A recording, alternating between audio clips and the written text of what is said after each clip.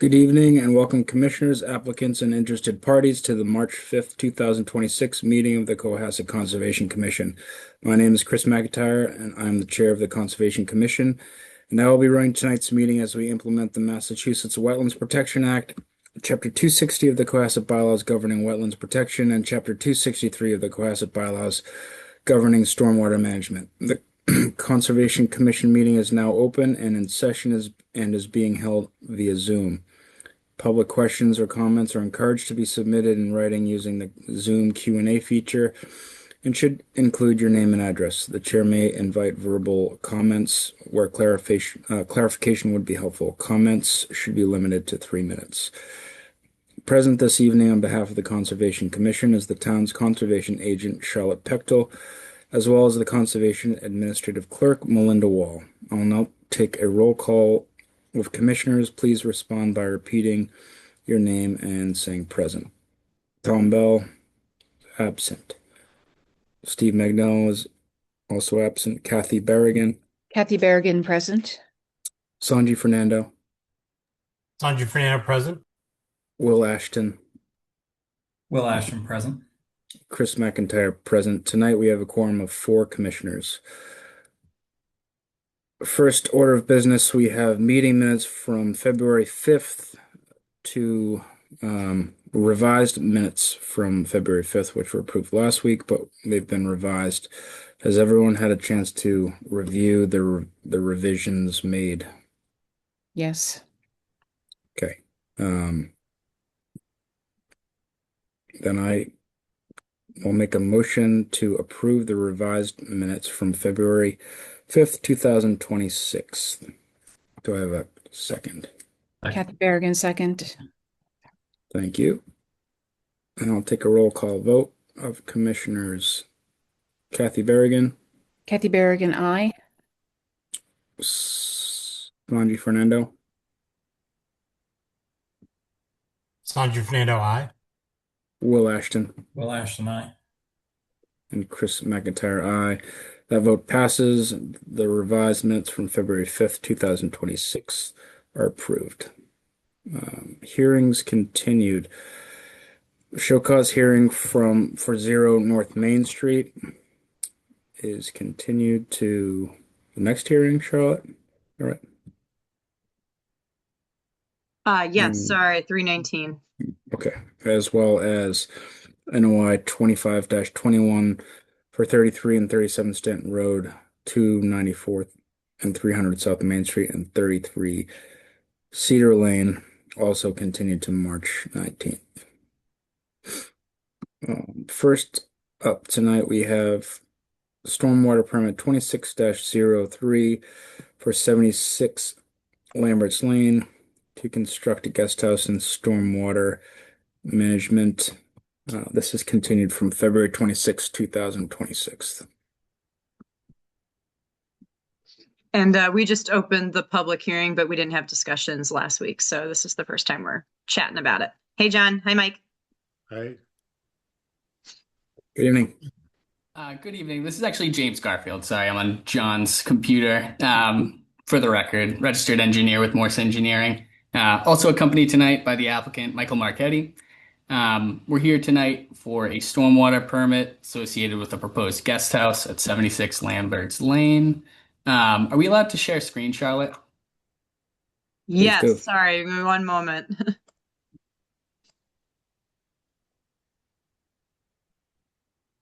There you go. You should be good, Thank James. you. All right, so get the plan pulled up here. All right, so this site is approximately 9.2 acres in size, currently developed with a single-family home constructed in 2005.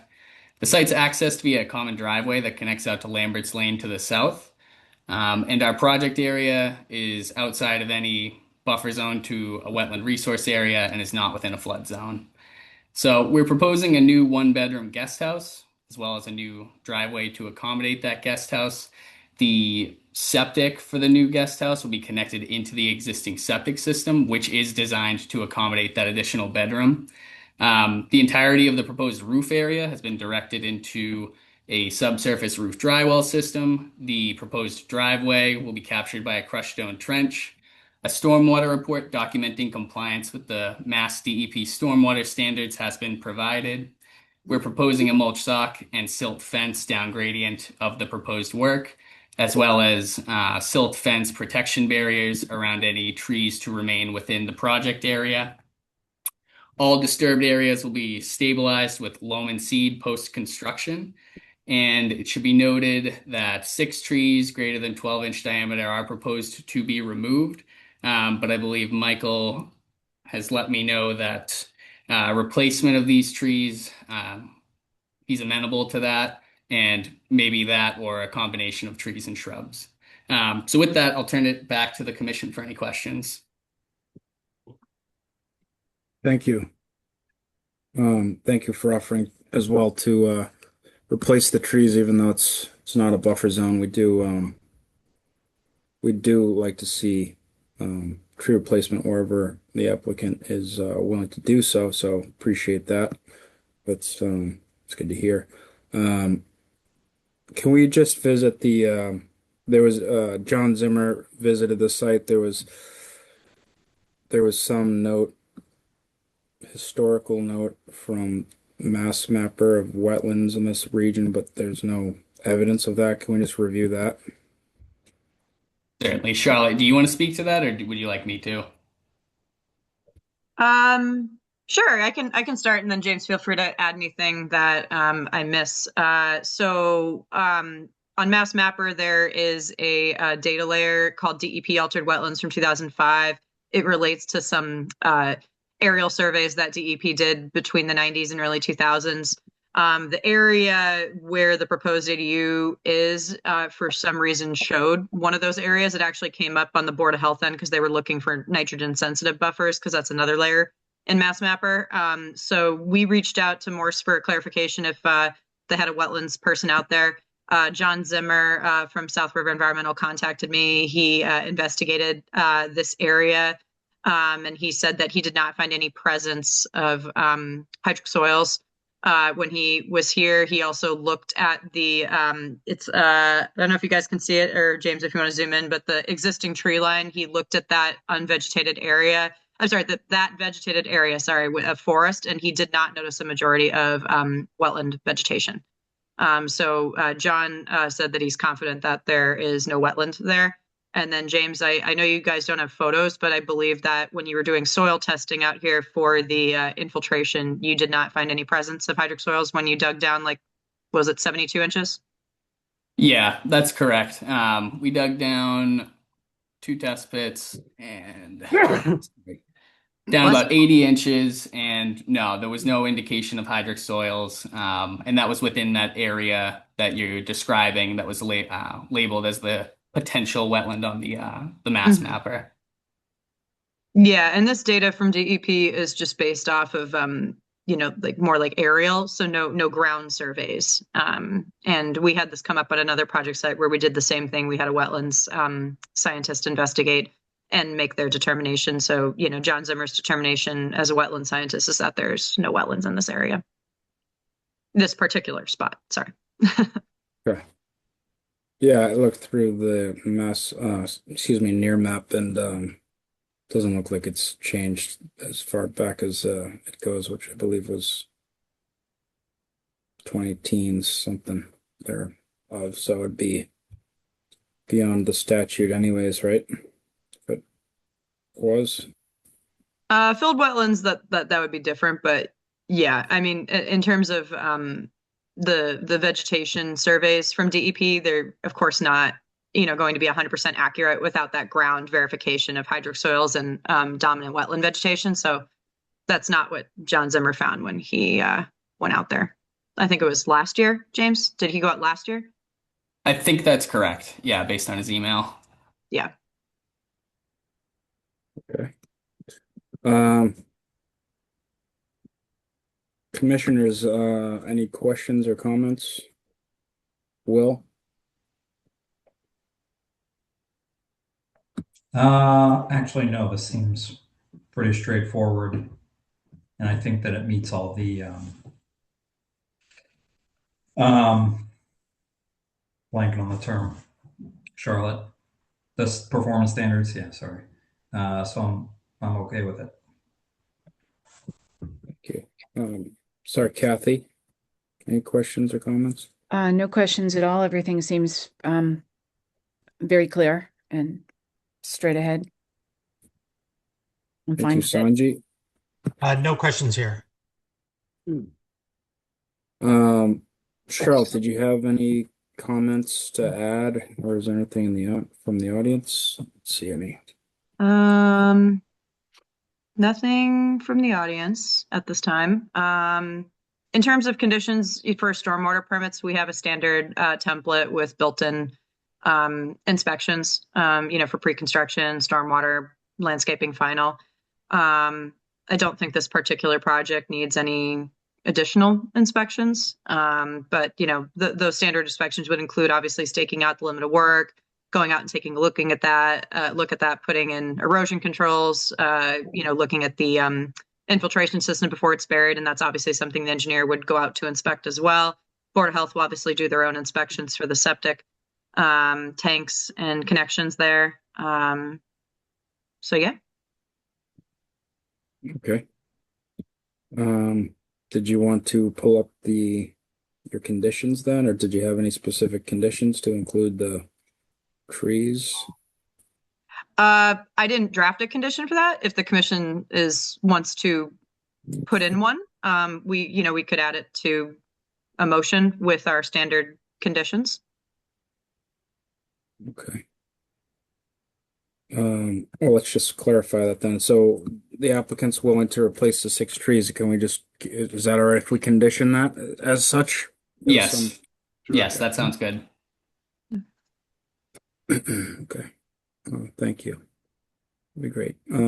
Well then, I'll make a motion to close the public hearing for stormwater permit 26-03 at 76 Lambert's Lane and issue a stormwater permit with our standard special conditions and the condition that the 6 trees be replaced, that will be removed with native tree species, which the conservation agent can assist with. Do I have a second? Kathy Second. Berrigan, second. Okay, take a roll call vote then. Kathy Berrigan, Kathy Berrigan, aye. Sanji Fernando, Sanju Fernando, aye. Will Ashton, Will Ashton, aye. and Chris McIntyre, aye. That vote passes 4-0-0. Thank you very much. Thank you, Great. guys. Thank you, everyone. Have a good night. Have a good Thank night. you. Good evening. Thank you. Thanks again, Mike. Thanks, James.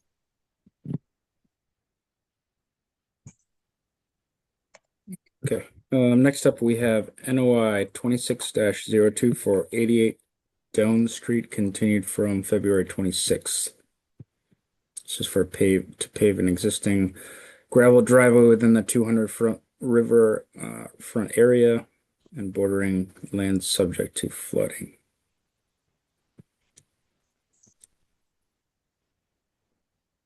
Good evening, everyone. Can everyone hear me all right? Hi, Dylan. Yes, we can hear you. Yes. Is Adam joining us tonight? Great. I don't think Adam can make it tonight. Okay. All right. Thank you. No problem. So for the record, Dylan Brady with Brady Consulting, here to present Adam Norman at the site of 88 Doan Street. This project was heard last week, so I won't get into all the details again, but I do know that the major point of contention was the proposed mitigation plantings. So at the request of the commission, we have doubled the size of the mitigation plantings and focused the area in the front where the existing trees are to help stabilize and promote sediment filtration. And the other question that was brought to my attention was the pre-treatment status of the proposed P-stone gravel diaphragm. And we referenced the Mass DEP Stormwater Volume 2, Chapter 2, Best Management Practices, where it calls out this P-stone diaphragm as a use of pre-treatment for many different types of stormwater BMPs. So as far as I'm aware, those are the main points of contention. So I'll just turn it back to the commission with any additional questions you may have. Thank you. I think regarding the mitigation plan, we appreciate the added area, but I think the idea was to try to incorporate the plantings that in a way that they wouldn't be like shaded out, and they would have a better um, they would be more functional and survivability, I guess. So planting them under the trees, I think we were going for maybe bulking up the area kind of on the plan left side of the, correct me if I'm wrong. I believe that's what we were going for. But can you Yeah. just was there any landscape architect or who kind of is it just was it just you that kind of came up with this with the applicant, or are you a landscape architect, or what's your kind of credentials here? We just want to make sure that this is well, for the record, I mean, we don't typically do pave driveways, especially new construction. This being a kind of a renovated gravel driveway, also, I guess, is somewhat uncharted territory according to Charlotte. I guess I haven't done it in my tenure, but the I guess the point is like the mitigation needs to be functional. I want to make sure it works and lasts. So can you explain the rationale for this, where you've placed these added plantings? Yeah. So I'm not a landscape architect, but we do have one in-house, Bart Lipinski, and he did review this after the first meeting. And kind of the thought, I think, again, I'm not the landscape architect, but we're thinking the sunshine will come from this area, so they will have a good chance of surviving with, the sun coming in from this area. And if you need a statement from Mr. Lipinski or something like that, I'm sure we'd be able to provide that. Yeah, I think that would be good. Just rather than just having a plan, having that would certainly make me feel more confident. But I'll pass it on to the other commissioners, see what other comments we have.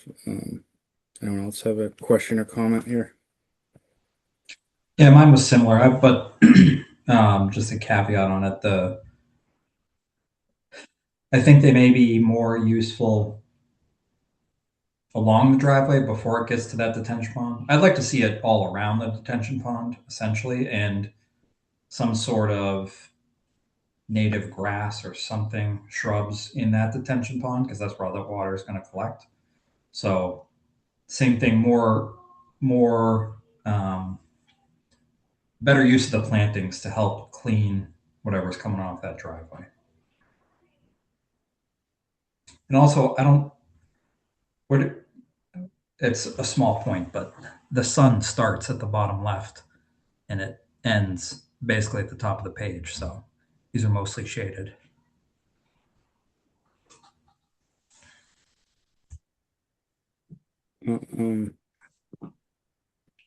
So you're asking for more of like a rain garden around this depression, like Yeah, I think that getting to it before it gets catching the water coming up the driveway before it gets into the detention basin so that it gets more natural treatment is kind of my point.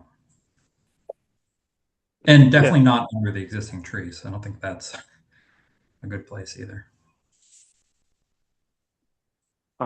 Yeah, I mean, we would be open to moving these on this side. The reason why they weren't located there is just because we were, the pea stone gravel diaphragm was acting, but we were more than open to moving it in that area as well. The landscape architect, is he like a wetlands? Does he have like wetlands credentials or whatever? He's not a wetland scientist. He's a landscape architect. So he does many planting plans for us in many different towns. When we're talking about buffer enhancement, but I think I appreciate you coming back with the added area to start. It just after, some additional research, it's somewhat unprecedented, and we're hesitant to set a precedent to paving in the 200-foot resource. So I think this would, we're almost treating this as mitigation, and so for it to be mitigation, it should be um planned as mitigation, if you understand where I'm coming from. Um in terms of, you know, putting the plants around the depression, like as Will pointed out, or whoever. I'm not a wetland scientist myself either. We just want to make sure that the plantings will, certainly survive and function as the buffer should in terms of removing any potential chemical runoff from the driveway, because as we've discussed in the previous hearing, they may have the same um, you know runoff numbers, but everyone knows, like, the gravel driveway is permeable, more permeable than this will be. So the potential for, whatever vehicle leakage or lawnmower leakage, what have you, is going to be increased. Understanding the diaphragms there, just want to make sure that this mitigation is planned adequately and not just you know based on the shape of the property per se. And we also want to make sure that it's not going to be, and it has to survive. That's the point. So we want to make sure that it's not going to be shaded out by the existing trees. Um, you know, I think you get what I'm saying. I hope that makes sense. Yeah, that's completely understandable and definitely makes sense. Yeah, we'd be happy to move some of these plantings from underneath these trees and plant them alongside this driveway if you recommend that. Well, I guess what I'm saying, to be more clear, is like we'd want like a wetland scientist input on this in terms of treating this as mitigation, not just plantings at a certain square footage. So if that's something we can do in-house, that would be great. Is that amenable to that? Is that possible, or you must have a wetland scientist on staff, or don't you? We don't have one in-house. We do actually use John Simmer from South River Environmental. I can reach out to him and see if he can provide some type of statement or reassurance. But no, we don't have one in-house. We usually use Mr. Levinsky for our buffer zone enhancement. Okay. Yeah, if you do reach out to him, I mean, we're just kind of expressing the notion. We're looking at this as a mitigation plan. We want to make sure we're maximizing the functionality of the plantings that are going in, not just agreeing on some square footage. We want it to function as you know, to purify the water and create, buffer zone habitat, and all the other, things that go with it in terms of water, purification and all, what have you. So, um, but let me pass it on. Any other comments from Kathy and or Sanji? I would just like to say that I agree with you, Chris, 100%, with what you just said. So, and that's important. Yeah, same Okay. here. Like, I think, Yeah. having an accredited wetland scientist or someone with appropriate credentials, not to disparage a landscape architect, that's typically the bar I think we look for. Okay. Charlotte, did you have anything to add here? No, but I do agree that the plantings could be designed in a certain way with that additional layer of complexity to address what it seems like the commission has concerns in terms of filtration and water quality and protecting those interests, not just necessarily the runoff itself, but treating that runoff as well. And the gravel diaphragm won't do that as it'll help with the filtration of the water, just not necessarily, I'm sorry, what I mean? Like the infiltration, sorry, just not the filtration, if that makes any sense. But yeah, I think, Dylan, you said you'd be willing to reach out to, John Zimmer, or, from a wetlands perspective. And I guess, Chris, did you want anything in writing from Bart, or are we just satisfied with, looking at a more, complex planting design through the lens of Bart and a wetland scientist? Yeah, I mean, I think the message that we want the applicant to come away with, at least the way I see it, is that we want this to be designed as a mitigation. And so the input from a wetland scientist with, in conjunction with the landscape architects, so that, the idea of how is it going to protect the wetlands best in terms of placement, and how the plant's going to Okay. do best. I think that's what we're going for, if that's clear enough.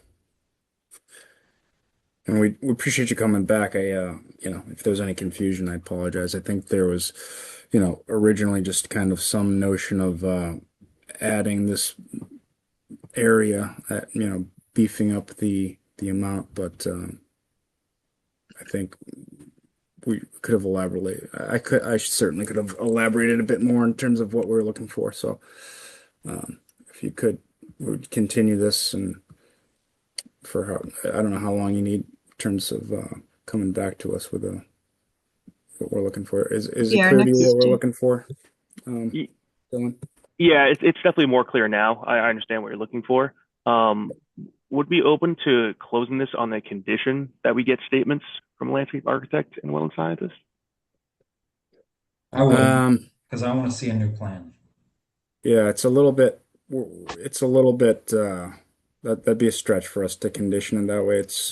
There's a few more players in terms of input that we're looking for. So if it were simply a matter of adding another tree or two, and collaboration with Charlotte, I think that'd be something we'd be okay with. But we're looking for a little more detail and a little bit more thought, and so I think we'll want to come back and look at this one more time, at least. Okay, yeah, that's understandable. Okay. Dylan, our next meeting is 3/19. Sorry, Chris. Is that enough time, given a week in advance for submitting, or do you want to continue to April 2nd, which is the meeting after that? No, 3/19 would be fine. Okay. I can get everything I need by then. Okay. All right. Good. Thank you. Then we'll continue to 3/19. Okay. Okay. Thank you very much, everyone. Thank you, Dylan. Thank you. Have a great night.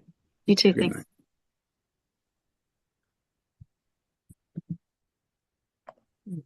So with that, then we'll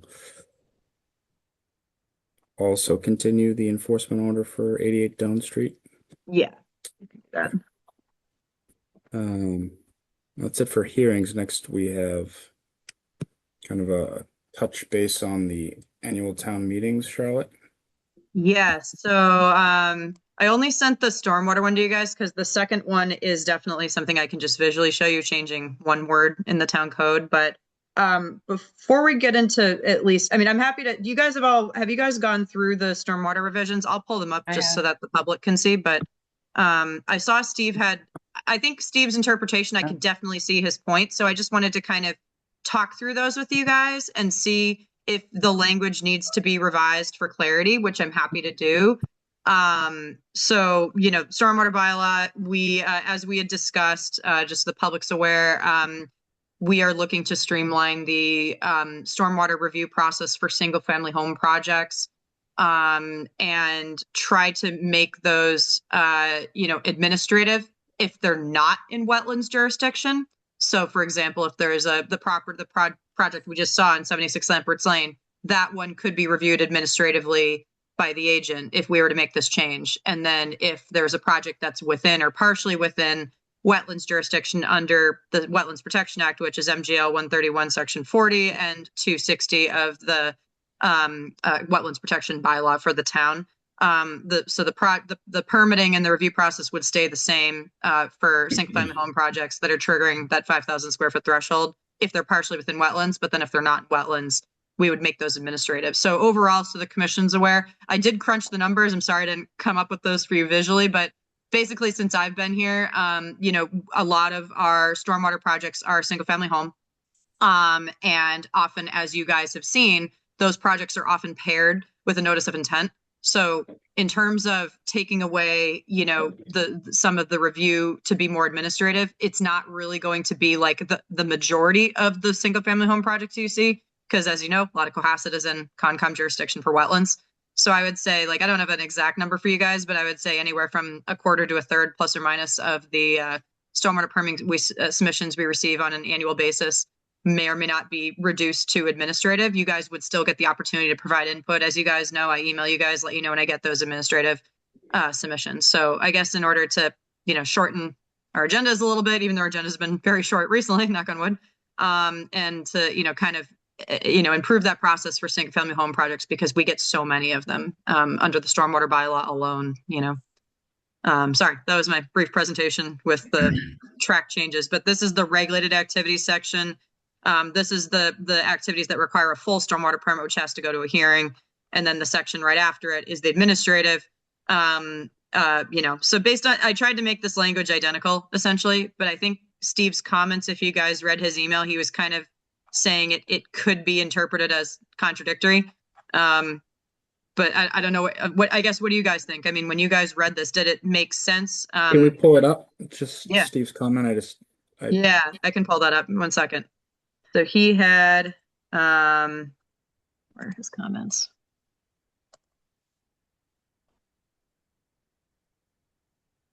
Okay. Is it this one? Where'd he go? Sorry, I forgot which folder I put it in. There it is.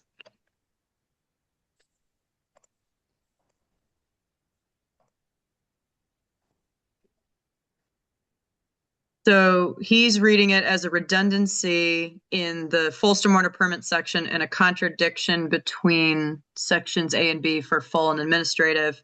He's saying, I think he was questioning this language. So like any activity that alters 5,000 square feet, and then we have a bullet right beneath it saying, but, you know what I mean? I could indent it, like indent it under the first bullet. I see what he's saying. Why would we add? I know why we would add it to the administrative section, but why add it to the full stormwater permit section when it already says anything over 5,000 square feet?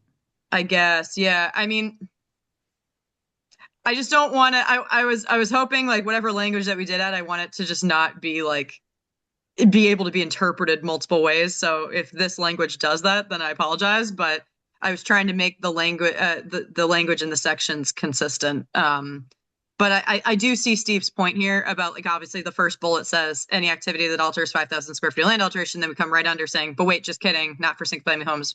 We could write except, I actually had that question first, and that wasn't the preference. Wait, are you, so maybe I misunderstand what we're trying to do then.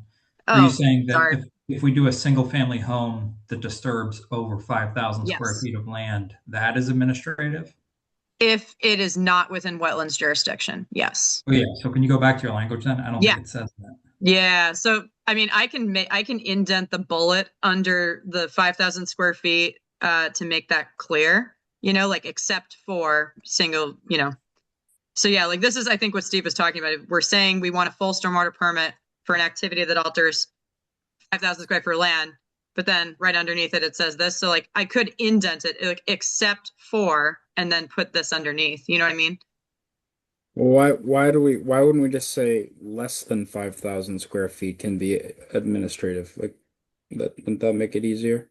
Oh, I'm sorry. Yeah, the goal was definitely to try and get for projects that are triggering that 5,000 square foot threshold for single family homes, we want to make them administrative if they're not near wetlands. Oh, okay. Yeah, sorry. So I guess maybe this language is possibly a little more confusing. Well, so I think it is like, what if you say 5,000 square feet unless or like unless or at any size if it's wait, Let me see how I did it. Yeah, no, I see what you're saying. I'll let you. Yeah. I lost it again. I was like, yeah, if it's less than 5,000 square feet and it would receive a review if it's greater than 5,000 square feet and outside of wetlands. I think that's what you're trying to do. Yes. I think if you put right where your cursor is, comma, except Yeah. single-family home projects outside wetland resource and buffer Oh, area. sorry. This is the full category. Why don't you just do this? Like, write the regular requirements and then write exemptions, and then just say like what Oh, I see what you're saying. just Yeah, say like put it in the exemptions, exemptions. and then just But say exemptions single. would mean exempt from stormwater bylaw entirely, not like the full stormwater permit review. Well, then say exempt from or eligible for administrative instead of exempt. You say eligible for administrative approval and Okay. not full- Except as noted in paragraph, whatever the administrative. Yeah. So these are exempt, but yeah, Right, this is right, obviously so- this is clearly for no bylaw. Right. Yeah. So less than, got it. So don't say exempt, say Maybe projects. create a new section. Sorry, Chris, is that Or what you're just saying? say, or just say projects that are residential and this are eligible for administrative approval without full conservation commission approval. Start it like that rather than Okay. because it does seem a little. Yeah. This I is feel why it like helps to have multiple eyes look on this. So okay, yeah, sorry. This is section B. This is administrative approval. We don't have a chat here, do we? Like I was writing it out. Yeah, well, the audience has the chat. I don't know if you guys have that. Also, you guys have it in OneDrive if one of you wants to pull it up and like type out what you're thinking. Because this is my version, so this is the version I'm going to update. But if you guys want to go into the OneDrive and look at it, I definitely hear what all of you are saying. I'm just trying to figure out the best way to like put it in and have it be like, very cut and dry and not be able to be interpreted any other way, I think I can do it in like 5 words, maybe. Let me give me one Okay. shot. Just scroll up a Okay. little. What Do is you the want to pull up administrative OneDrive, section? Will, or are you typing on your own? No. You just type this in really quick. This would be getting rid of your number 2, and in number 1, Okay. just say comma, unless otherwise noted in 223-4-B. 223 Whatever dash 4. the administrative section is, yeah. Yeah. Because that's where you address administrative.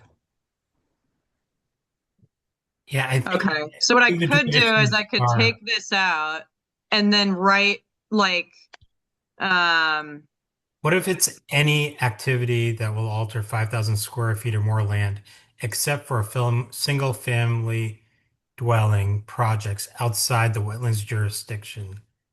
Yeah, that Okay. is the same thing, yeah. okay. I was gonna say, wait, yeah, I like both of that. Like, I like both of your additions. Like, we could actually Well, combine that's- it. You could say Sanjay, except. I think that Sanjay's point is good, but wouldn't that? Yeah, I guess the exemptions still stand, right? Except for single family dwelling projects outside of wetlands jurisdictional as noted, Ooh, I guess. there we go. Put them both together. Love it. Okay. I want to define More wetlands thoughtful. jurisdiction, but because this is Yeah. going first before the administrative section, give me one moment. All right, hold on. This is town council's edit in blue. Yep. You can't see it, but now you get it. Per GL, chapter 131, section 40, under 60 code zoning, as noted. And okay. So actually that's a lot easier to read. I like this, guys. Yeah, any activity that will alter 5,000 square feet requires full stormwater permit, except for single family dwelling projects outside of wetlands jurisdiction per blah, blah, blah, as noted in 223-4B. And then in B, we're saying outside of wetlands jurisdiction, blah, blah, blah, that will result in a net increase of impervious, but will not alter, and or will alter 5,000 square feet or more. So like that particular bullet. So this is the administrative category of like, you're hitting the net increase of 500, but less than 5,000. Any replacement of existing building with a new building greater than 500. That is a whole other thing. I've already had it interpreted with town council. I don't want to deal with it right now. But basically this means if you're taking down a building, putting it elsewhere, and it's triggering that 500 square feet or larger, yeah. The exemption is if you're rebuilding it in the same footprint, then that's the difference. And so this one would say the single family project outside of wetlands jurisdiction per blah, blah, blah, that will result in a net increase in impervious of 500 more and or will alter 5,000. So then we're throwing that in the administrative category. Does that make sense? Yeah. Makes sense to I me. think we should though. I mean, the language that I did have up here said in or partially within wetlands jurisdiction. So I feel like that part needs to be included somewhere because then someone could easily be like, oh, if the project is like halfway in or, you know, whatever, does that count? Like, you know what I mean? So that was like something where I wanted to make that clear. I could add that as a bullet in the. I wouldn't like, or like, yeah, like I think we're like, I don't want to create more legal bills, but maybe just have council look at it because, like, I think Yeah. over indexing the exceptions. Okay. So I could propose it this way and just say, is there any way to interpret this where someone could try to weasel their way out if a stormwater project that hits 5,000 square feet is partially within wetlands jurisdiction? I don't think You it could- reads that way, but You that's could I'm add not, the word yeah. completely before Completely? outside. Yeah. Yeah. Entirely, completely. Yeah, there you go. Okay. Yeah, that makes even yeah. Okay. Can I ask another question? Yeah, go ahead. After the last hearing, if the project proposes some, maybe any amount of pervious way, do we want to look at that as a commission? Oh, I'm sorry. You mean sorry, if it's triggering stormwater or not triggering stormwater? Stormwater is triggered, but there That was in our jurisdiction anyways, the wetlands jurisdiction on this one. What do you mean? Wait. No, this is that was wetlands, but I was just thinking purely for stormwater, do we care about pervious material use?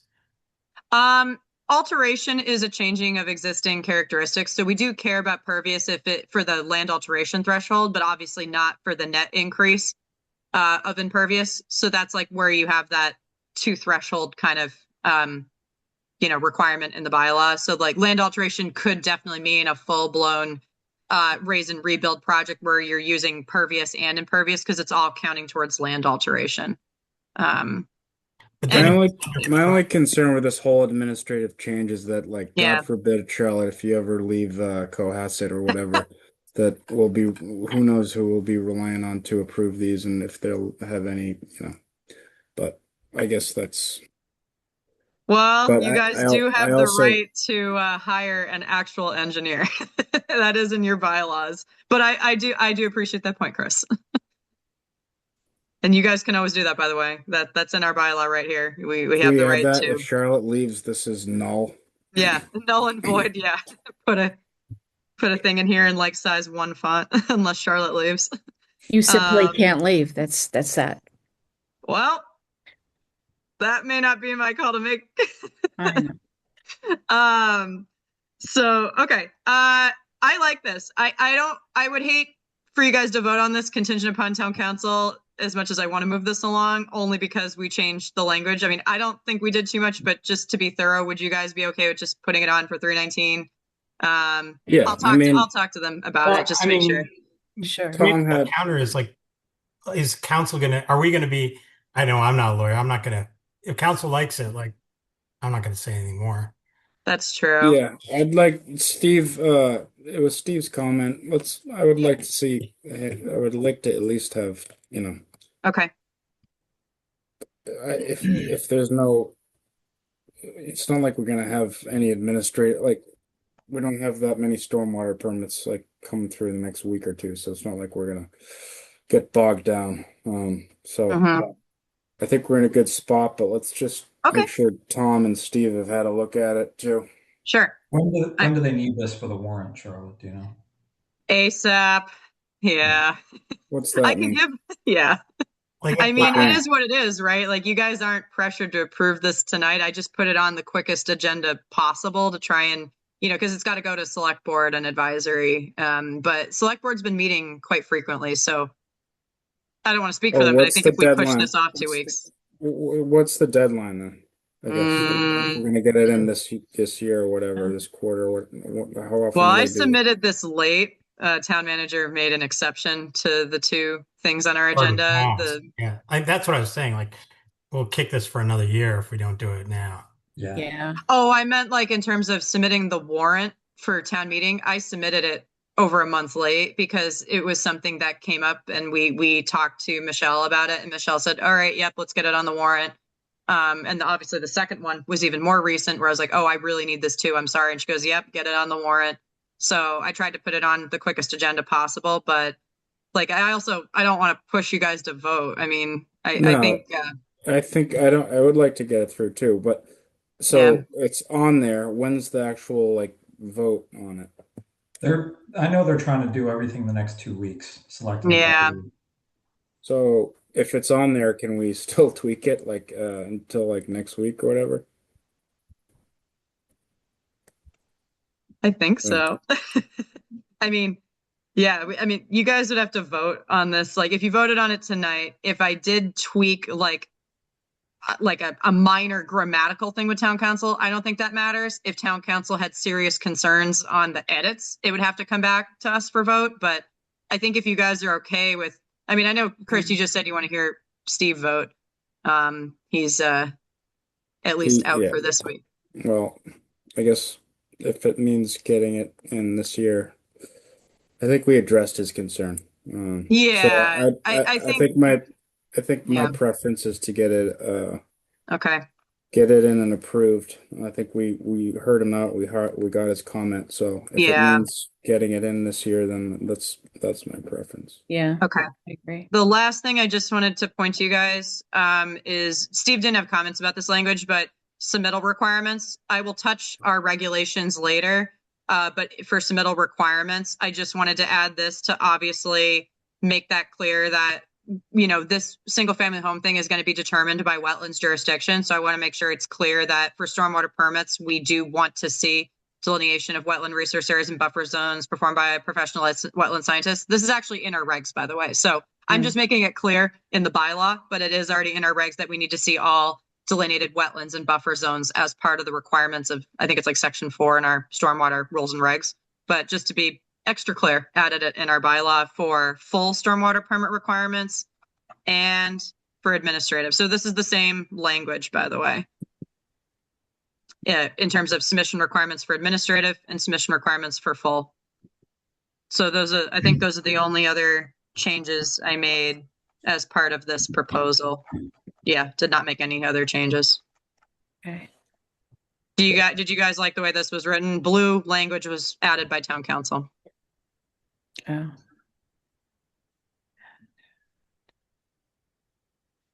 Yep. Okay. Yeah, that's where did I put it? Oh yeah, that was, yeah. So like I said, same exact language for both types of permits. Okay. All right. Well, I'm okay with this. Okay.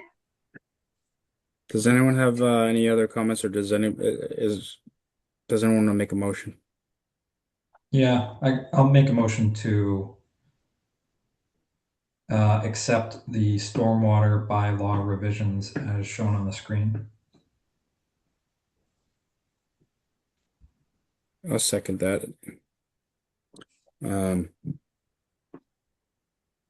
Motion and a second. I'll take a roll call vote. Kathy Berrigan, Kathy Berrigan, aye. Will Ashton, Will Ashton, aye. Sanji Fernando, Sandra Fernando, aye. and Chris McIntyre. Aye. That vote passes 4-0-0. Okay. So Thank you. The next one hopefully is easier. Where's my, oh man, I'm trying to share my screen. Well, Well, you guys probably read the other one. So this is not a part of either of our bylaws, but it is a part of the, I am. yeah. So this is the warrant article that I drafted. So we're really just changing one. Sorry, I'm trying to pull up my like actual like internet screen and I can't find it. Oh, just found it. Sorry. Ignore that. Actually, let me back up a little bit. This is the state law. So the state law allows conservation commissions to be no less than 3 and no more than 7 members. So the way our Cohasset town code is written, it is stricter than the state. For being a small town in Cohasset, 7, as we have seen, we're rarely a 7-member board at full membership. So like, as you guys know, you guys have all been on this board a while. You've seen our commission vary from 5 to 7, but it's very rarely 7 in comparison to 5 or 6 members. So the state allows us for flexibility to be 3 to 7. We're 7, which is stricter than the state. So I spoke to town council about this. I spoke to town manager about this. Town council suggested sticking with one number, not a range, because I said, can we just stick to the state language and just be consistent there? Town council said that you really should pick he didn't really cite a specific reason per se, but I did look at all the other South Shore towns that are 7. Only Weymouth is 5. But even then, like there are conservation commissions that are 3 members, just not in South Shore.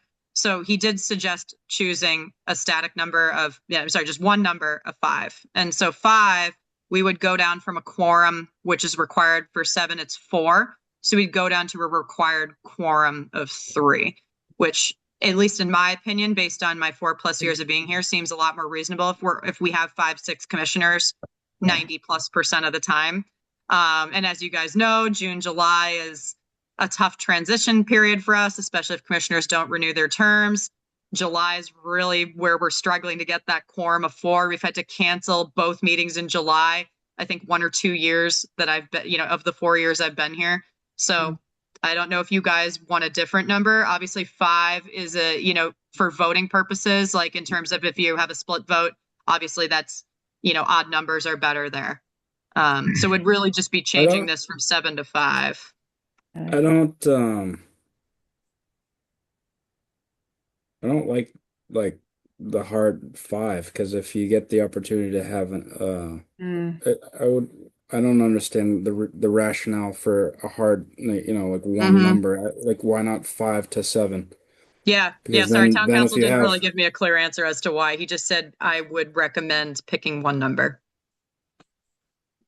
Yeah, well, I mean, it's like it's hard enough to get people on here. So if you have someone that's interested and Yeah, and we got to turn them down. They could still be rotating out, associates, but still. then they move Yeah. on or go Yeah. join another board, like Okay. another commission. I think I was thinking, I sorry. don't. Go ahead, Kathy. No, I'm sorry. I was just going to say, I was thinking the same thing earlier today when I was thinking about all that.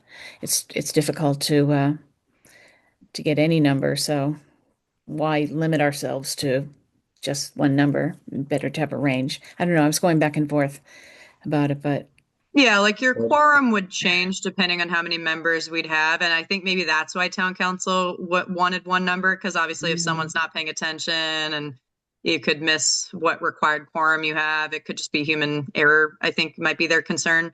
Because at least if you have one number, the quorum is always 3, If you have 6 members, same as that's what we have now, right? So still need a quorum. Don't you still need a quorum of 4 if it's 6? I would say, yeah, that's what a quorum. So I mean, actually, yeah.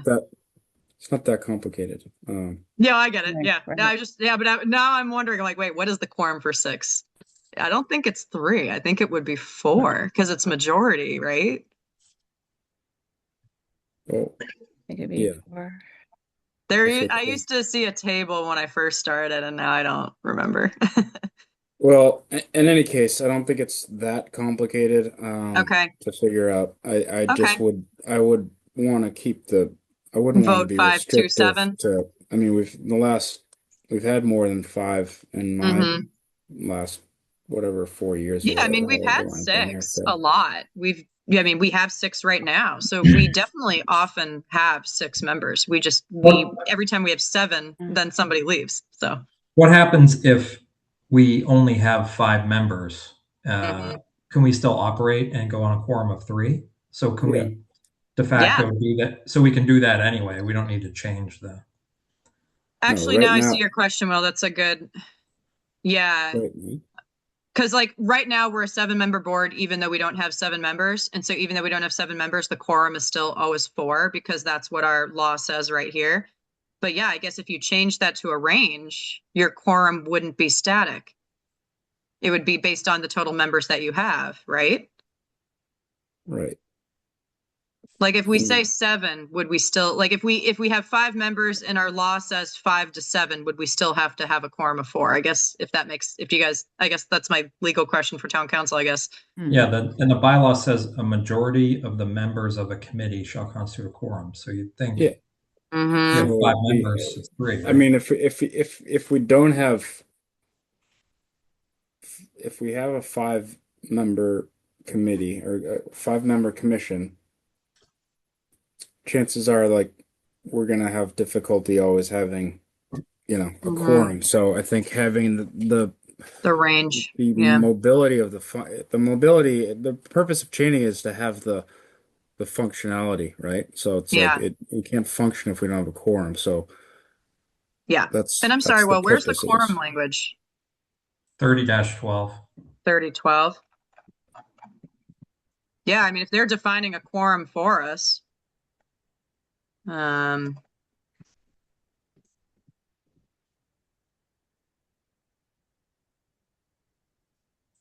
I'm totally fine with it if you guys are, as long as town council doesn't push back. Shall constitute a quorum. We're not allowed to talk to them anymore, so it doesn't matter. I wouldn't say not allowed. I just have to get approval.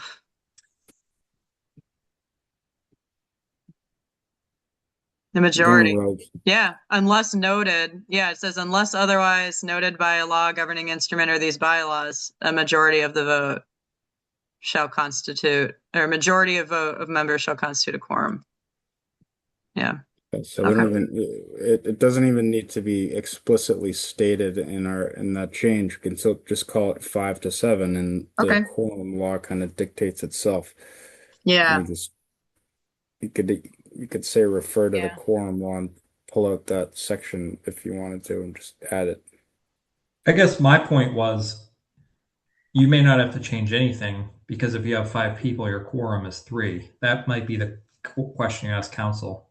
I could, but this section particularly pertains to conservation, so I wouldn't want it to Yeah. We wouldn't want to be like somebody hold us up for not having Oh, 7 yeah. members. Oh, yeah. I can totally see that happening. Yeah. Yeah, we'd be the only town with the range. I mean, I don't know about the I checked Oh, actually I didn't check every South Shore town, but I checked most of them and all of them are pretty much 7, except for I found Weymouth was 5. But no one in the South Shore, to my knowledge, had a range. But the state allows us to have a range. So it's not like either 5 to 7, 5, 7. We're not being less stringent than the Just- state. So why don't all you of just that would put be allowed 5 under state law. gives 5-ish. flexibility. Yeah. Because I just don't like 5, because if you have the opportunity to have the 6, then True. that I would suck agree. if you couldn't add them. True. Because chances are someone's gonna rotate out. Yeah. Not be like, so it's like, Yeah. Yeah. and it's hard enough to get people on here. So I just don't like a hard 5. Okay. I But agree. if it's, I mean, yeah. So let's get some clarity on that. Okay. I'd say, or just I think that one would put the be, range in and I we'll mean, figure it out. I think that one could get continued and like, I mean, this could get continued to 319 if you guys don't want to vote on it. Unless you guys want to vote on it and town council says no, it would just have to come back to you guys to revote. So, Let's try it. I'm good. All right. 5 to 7. I mean, that's my opinion. I'll make a motion. mhm. Yeah. Um, Go ahead, Chris. unless anyone else has a difference of opinion.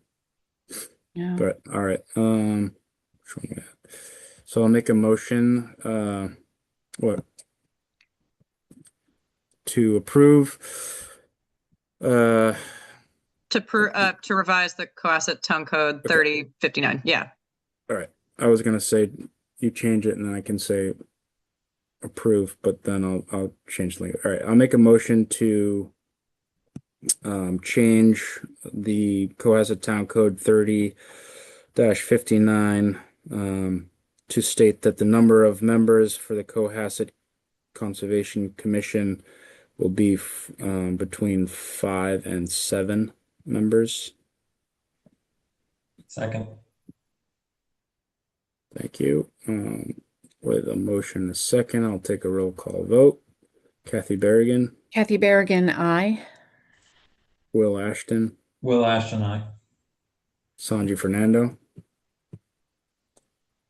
Fernando, I. and Chris McIntyre. Aye. That vote passes 5-0-0. Cool. Yeah. Good. Well, the town council does not like it. I'll go back on your agenda. Okay. It's gonna cost us. They don't like it.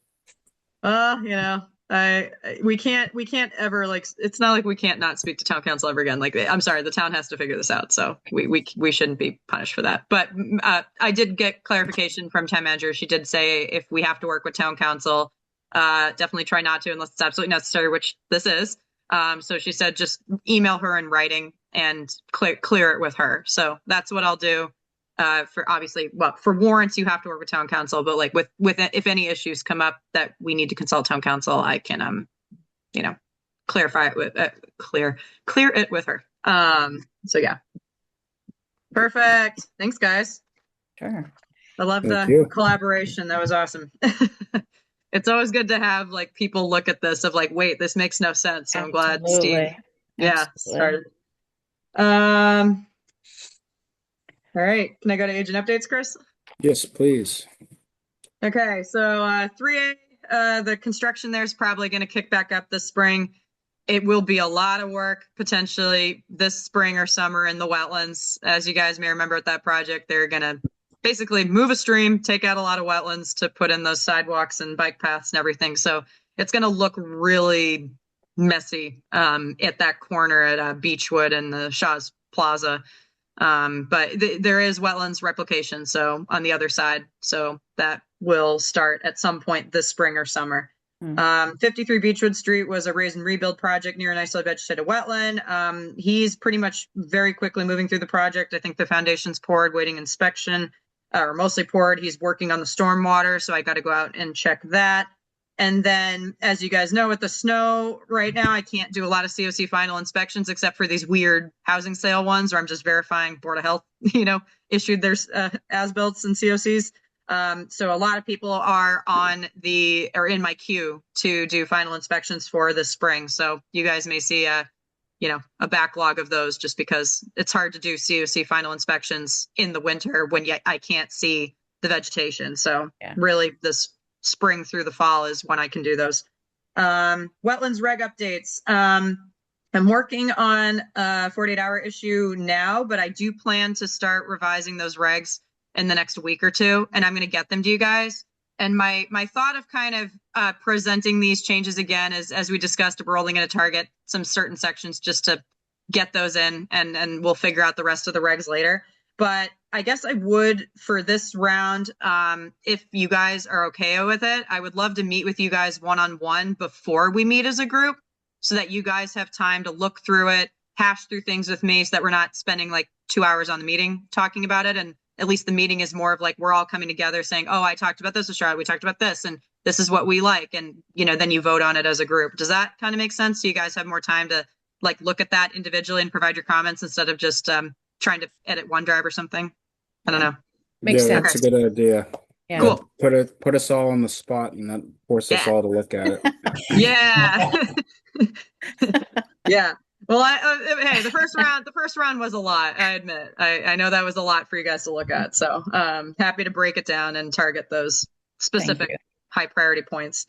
OSRP, I updated the open space inventory as part of the open space and rec plan.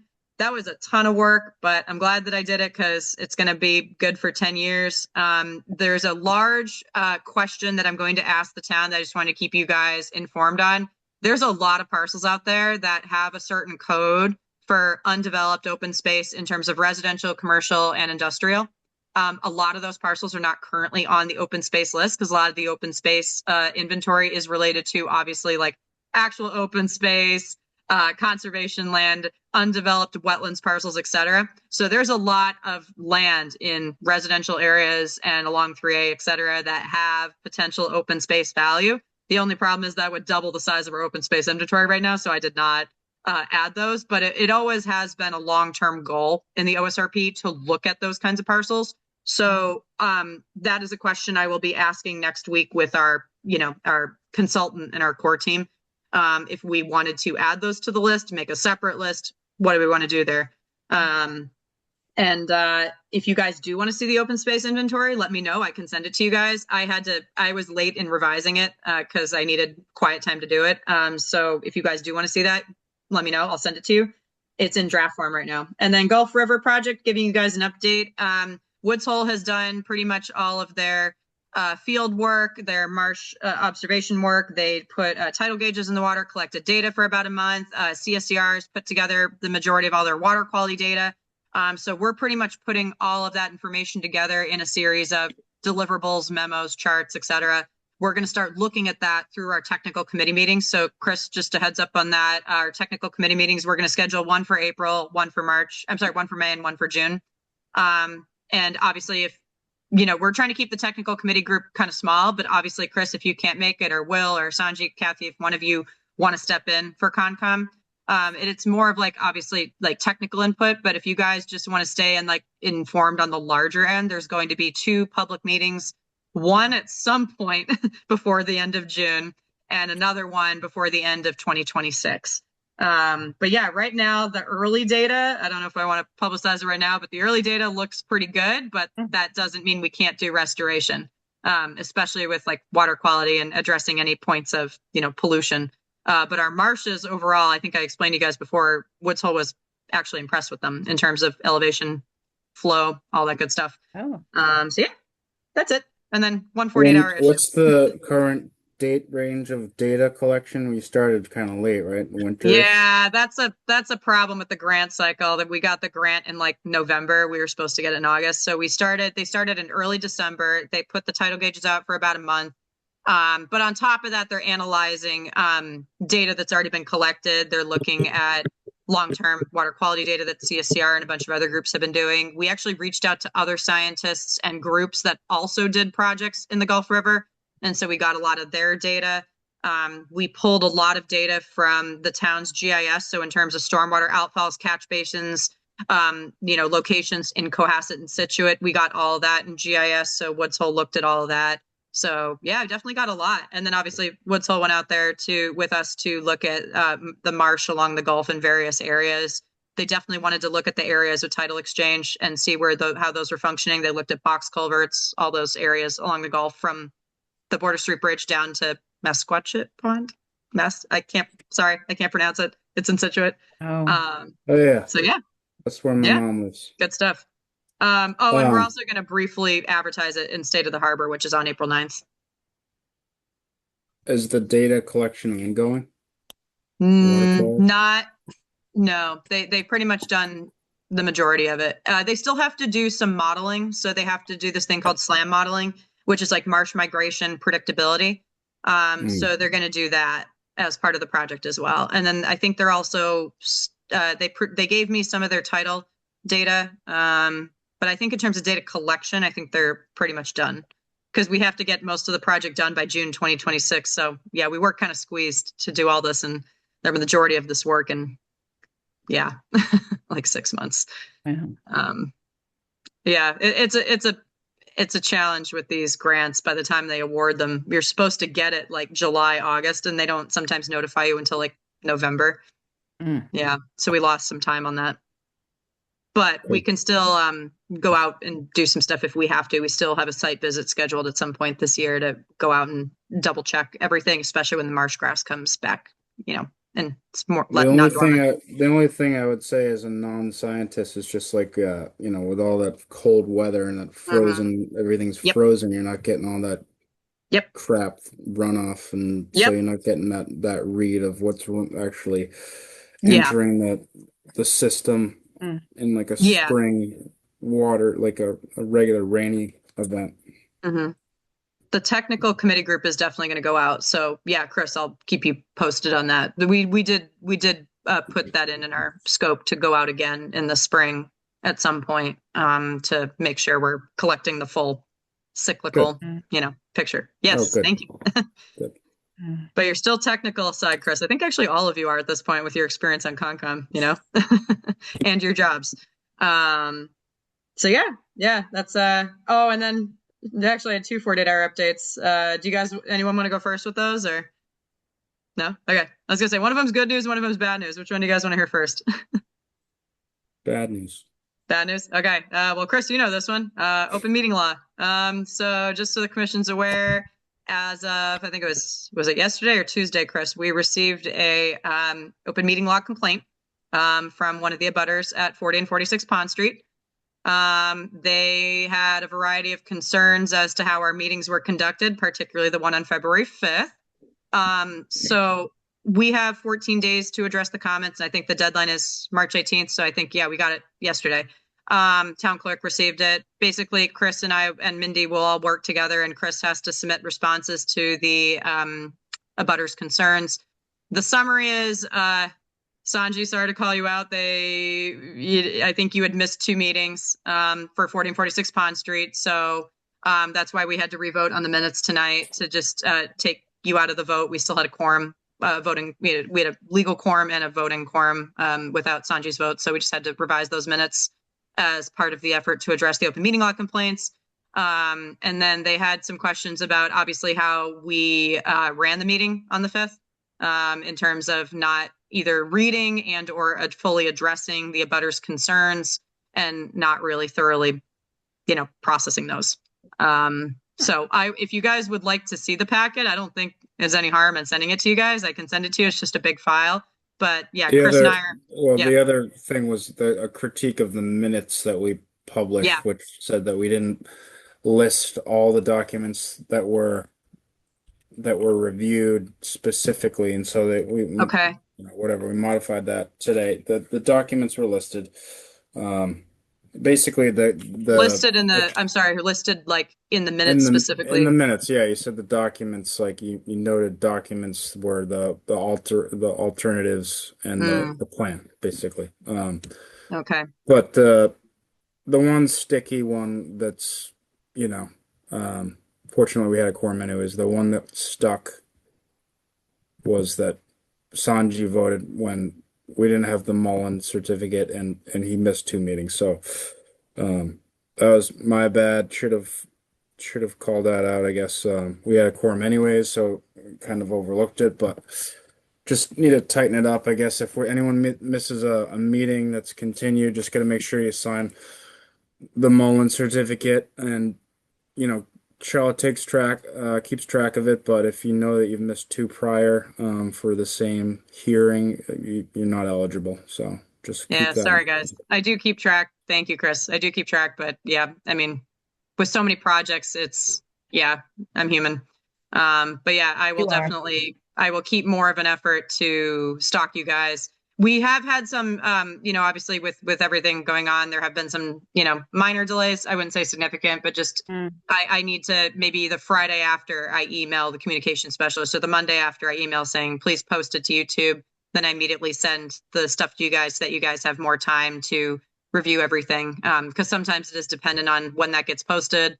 But yeah, I'm not trying to blame our communication specialist at all. It was mostly on me, just not, being as diligent as I could have been, I guess, for that February 5th meeting. With that being said, as you guys know, do have a tracker. I definitely keep track of this. And I have a template for the Mullen certificate. If you guys, I think I could send a blank one to you guys, and I can show you an example of how I fill it out. So if you guys know that you missed a meeting, feel free to bug me. Hey, Charlotte, you haven't sent me that link. I will absolutely get on it and send it to you. The Mullen certificate can literally be submitted to town clerk. You guys can email her directly. She's okay with email copies. But I usually just print one out and I give it to her, and then I save everything on my end. So I have a history of all the Mullen certificates. So yeah, but again, we still had a quorum. It's not like we voted without a quorum with or without Sanji. So that part of open meeting law wasn't violated. But I guess Chris, where do we stand with the draft that I sent you? Does that have to go to town council, or what do we do with yeah, it? so I'm gonna finish it. I'm trying to finish it tomorrow. At the very latest, I'll be finishing it on Monday, and I'll CC you, Chris, and we'll send it to town council to review, and we'll submit it by the 18th, which I think is our deadline. We received it on Wednesday, so we have 14 days, 2 weeks. But yeah, if you guys want to read through it, I can send it to you guys. But I mean, from how it's been explained to me, open meeting law complaints are not uncommon. They do tend to appear to come from disgruntled residents or abutters. So I'm not saying that we did anything wrong. We'll definitely read through all the comments, but sometimes these complaints may or may Well- not, but we'll let Attorney General decide. So I mean, when it's the same comment 3 hearings in a row that's been addressed 3 times, Right. and it doesn't really, like, we have no like real jurisdiction. We vetted it as much as we could in terms of Yeah. the situation that was described. It's like, yeah, in the Q&A, there's no strict rule in the Q&A. It's preferable, and that's how I kind of tweaked the introduction, just so we preferred that, just so we don't get into a situation where there's like a debate between an abutter and an applicant, or the applicant's engineer, or what have you, because everything should go through. my us. interpretation of open meeting law as well, and feel free to like read this on your own and let me know if you guys agree or disagree. But as a chair, Chris, you do have the ability to run your meetings in a certain way, and trying to encourage the Q&A feature, in my opinion, doesn't seem like a violation of open meeting law, but I guess we'll let No. Attorney General decide. So No, I don't think so. I think Yeah. we're okay. I have a Okay. question. go ahead, Oh, Mindy. yeah. So in terms of the documents that need to be listed on the minutes, things like the letters that she submitted that you all read, but we didn't necessarily read into the minutes. Do I need to be also putting those in that little document section or anything like that? That's If like we didn't show the letters at the meeting, I don't think we have to say they're a part of the meeting minutes. Okay, because I was like, Yeah. we didn't read it out loud and we didn't No. I post think Yeah. it's just what I think it's just what we review in the meeting. That's what the minutes are capturing. It's what we discussed Okay. in the meeting. So if it came up in the meeting on, on Zoom, then just explicitly list it as one of the documents. I think, but maybe that's a question better answered by town Yeah. Okay. council, because we're not going to list like the whole package for every Yeah. Right. hearing. Yeah. So with those minutes that I amended, I really just amended that vote. So if I do need to add, I think the documents are noted anyways, whether or not that was the revision or if it was there Okay. from the beginning. It notes the documents, right? I saw it. Yeah. Almost. Yeah, Mindy, we do list the documents that were shared at the 2-5 meeting. just making sure that that base was covered and I hadn't missed Yeah. something. I think we're I good. think Chris, her comment was also like, we should have read and entered them into the meeting. I think that was her critique, right? That we didn't like acknowledge her letter or something, or we didn't read it or pull it up during the meeting. I think that was actually more of her Yeah. critique, right? I don't know. I have to, yeah. She didn't ask us to, so she was Yeah. there verbalizing, and I can look into that with open meeting law, but like everything that gets sent to me immediately goes into OneDrive. So I can revamp this. I used to email you guys if we got documents last minute. I was trying to save you guys emails, but I know you guys look in OneDrive. So if you want me to notify you when there's something last minute, that's what I used to do. Happy to start doing that again. But either way, it's all going in OneDrive. Yeah. But yeah, I mean, sometimes I know you guys don't see things going in last minute. Like if you prepared in advance and you're going on to the meeting. And, if I put in a document from an abutter Yeah. earlier that day and you didn't check OneDrive, I mean, I can definitely notify you. But whether or not we need to specifically read that, anything that we receive, whether or not we need to specifically read that into our meetings, and I'm not familiar with that. I don't know. But I guess that's something we can look into, and I guess we'll find out if we should or should not have done that. Yeah. But yeah, I mean, do you guys know how many abutter letters we get? We'd be here past midnight if we Yeah. had to read every single abutter letter word for word and enter it into the record. I mean, if we're supposed to be doing that, that's crazy. Then I definitely will not be encouraging people to submit letters and just tell people to show up to the meeting. And also, people that write these letters, they still show up to the meeting, Yeah. because I give them I say, these are your options. It's a public meeting. You can attend the Right. meeting, you can submit a letter, you can ask questions, you can do all the above. So I don't tell people, oh, you should only do this. I'm like, no, these are your options. Do what you know. So yeah, the people that are writing letters are still showing up to the meetings and still entering their questions into the chat. So yeah.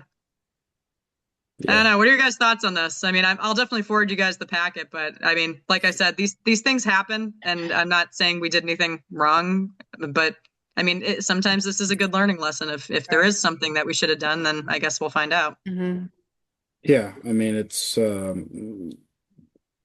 situation where someone wasn't happy with the project, and this is their way of trying to halt it or delay it. And Yeah. they did some research and they found some things that they can point at, but I don't think it's going to hold up. So Yeah. Yeah. Alrighty. Well, to end on a good note, just so that you guys are aware, I've been working on this with some other towns, but there are a lot of opportunities from various areas, departments in the state that are offering free technical advice to municipalities, where they literally bring the technical people right to you for certain types of things that you guys are looking into. So I've been kind of combing through that for the last week. I have submitted one request today, and I might potentially submit another one next week. One of them will be with the Nature Conservancy and Northeast Regional Oceanographic Committee, I think, NROC. They are offering free technical assistance for potential designs of living shorelines. Sandy Beach could be a potentially viable option, so I'm going to look at that. It does not obligate us to do anything, or the Conservation Commission or anybody to do anything. It's literally just free advice, and people can even design conceptual plans for us for free. The second technical opportunity that I just submitted today will be working potentially with Scituate, Marshfield, and the North and South River watershed to look at the entire region amongst our towns and identify all the critical landscapes, flood pathways, habitat connectivity points, and map all those, come up with a priority list, and then come up with conservation strategies and how we could work together as a region to protect those. So a lot of these technical series seem to be somewhat new, so they're free. The worst they can say is no, so I'm applying. Good. And if those Okay, projects ever good turn into idea. anything, I'm sure there's grant Thank you. opportunities for them. Yeah, it sounds good. Yeah. Yeah. Especially that last project you just mentioned. That sounds really cool. They Yeah, land conservation collaborate. yeah, moving forward the land conservation goals with for you guys, because that's what we've apparently supposed to be doing this whole entire time. And yeah. The last one is one that I will talk to DPW about with stormwater. So there is the same technical service opportunities for stormwater infrastructure improvement, maintenance, management plans, things like that. So I'm going to talk to Brian about that and see if that's something he might be interested in, because there's entities that offer these services for free. Yeah. That's amazing. And it's Yes. not even really a grant. Like, you just apply Yeah. like with an application form and that's it. You know what I'll say about that? Yes. They could refurbish all those damn rain gardens that we spent all that money on and never kept up with. They're supposed Absolutely. to be Yeah. catching the runoff into Lily Pond. Yep. Be fun. Yep. Well, hopefully that ends on a good note, but Good. Well, good job.